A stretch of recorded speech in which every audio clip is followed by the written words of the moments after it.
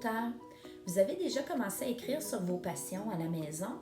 J'ai même déjà commencé à recevoir des chapitres et j'ai commencé à lire.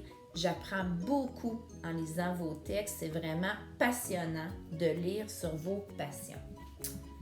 Je me disais en regardant vos textes et en écrivant le mien aussi, qu'écrire sur nos passions, ça ressemble beaucoup à écrire un texte informatif parce qu'on veut enseigner des choses aux personnes qui nous entourent. Alors, je me suis dit qu'aujourd'hui, je pourrais vous enseigner, en fait, vous rappeler quelque chose que je vous ai déjà enseigné quand on a travaillé les documentaires dans la classe, les textes informatifs.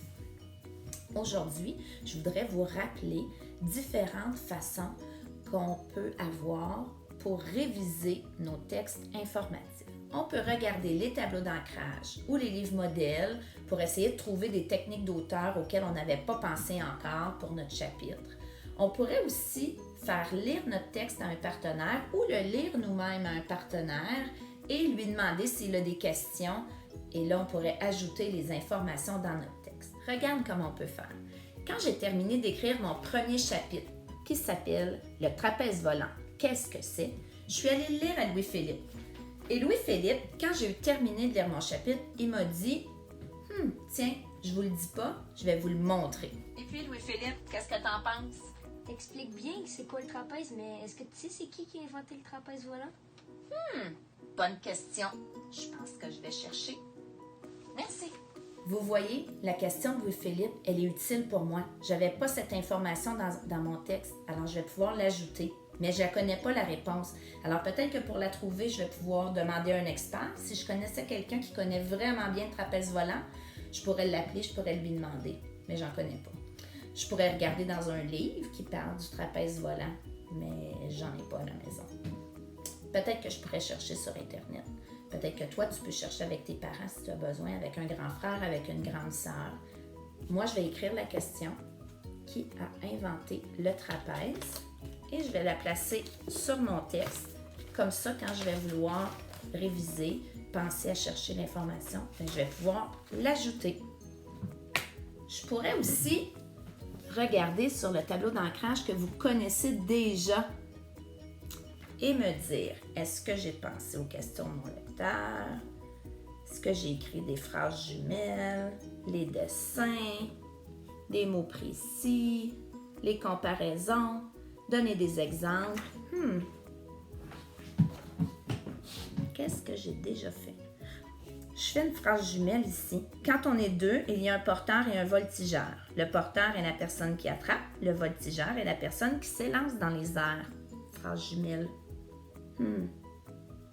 J'ai des flèches dans mon croquis. Peut-être que je pourrais donner des exemples. Quand je commence en disant le trapèze volant est une discipline de cirque, peut-être que je pourrais donner des exemples de disciplines de cirque. Comme ça, le lecteur aurait vraiment une idée du genre d'activité que ça peut être le trapèze volant. Et là, je peux marquer mon texte pour penser à aller ajouter des exemples ici. Je pourrais aussi regarder dans un livre dont j'ai trouvé dans la chambre de Louis-Philippe. C'est pas un livre qui parle du trapèze volant. C'est un livre qui parle des dinosaures. Mais c'est pas important parce que moi, ce que je veux aller voir, c'est des techniques d'auteur. Alors, je peux regarder le livre qui parle des dinosaures. Regarder ce que l'auteur fait. Que je pourrais peut-être essayer, moi aussi, dans mon texte. Tiens, je vois un encadré. C'est vrai que les auteurs de documentaires font souvent ça, un encadré. Je pense que je pourrais faire un encadré qui explique un mot important. Peut-être que je pourrais expliquer le mot aérienne. On dit que c'est de la voltige aérienne. C'est un mot d'expert, donc je pourrais faire un encadré dans mon texte. Alors, avez-vous vu comment j'ai réussi à réviser mon chapitre, à ajouter des nouvelles idées, des nouveaux détails avec des nouvelles techniques d'auteur en lisant mon texte à quelqu'un de mon entourage puis en écoutant ses questions, en regardant le tableau d'ancrage, vous pouvez trouver le tableau d'ancrage à la maison sur le Padlet. Et aussi en regardant dans un livre modèle du genre de texte que je suis en train de faire pour trouver des trucs d'auteur. Maintenant, à votre tour. Choisissez le chapitre que vous avez envie de réviser aujourd'hui et prenez le temps de le relire.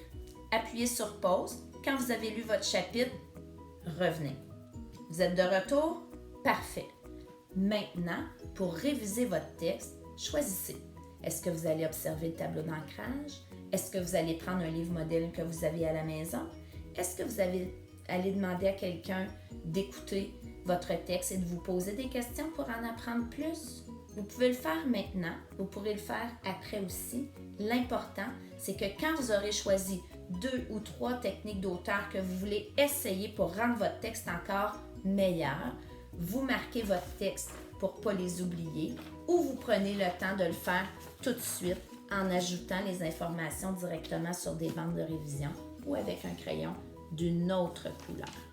Alors, vous avez vu les auteurs, comment on peut réviser les chapitres de nos livres en utilisant ce qu'on a autour de nous à la maison, les tableaux d'ancrage du Padlet, des livres qu'on a, les personnes autour de nous, des personnes peut-être expertes qui sont loin mais qu'on peut appeler ou à qui on peut écrire un courriel. Alors, peut-être qu'en écrivant votre texte sur vos passions, en écrivant vos prochains chapitres, c'est quelque chose que vous allez avoir envie de faire, pas juste à la fin de votre livre, quand vous allez avoir tout écrit, mais peut-être que vous allez avoir le goût de le faire comme moi, à la fin de chaque chapitre, prendre le temps de le relire et de le réviser pour ajouter des détails et plus d'informations pour que vos lecteurs en sachent vraiment beaucoup sur votre passion. Alors, au boulot les auteurs!